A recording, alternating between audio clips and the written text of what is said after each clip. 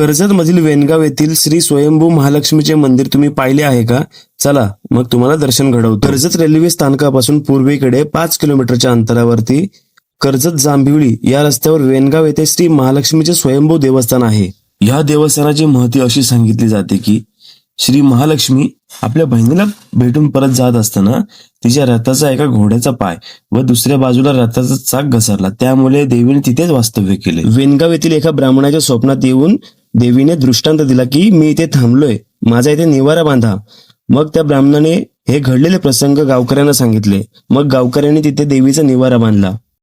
कालांतराने मंदिर जीर्ण झाले, तसेच भाविकांची गर्दीमुळे होणाऱ्या गैरसोयी टाळण्यासाठी या श्रद्धास्थानाचा जीर्णोद्धार 1997 साली गावकरी व भाविकांच्या सहकार्याने फक्त 120 दिवसात करण्यात आला।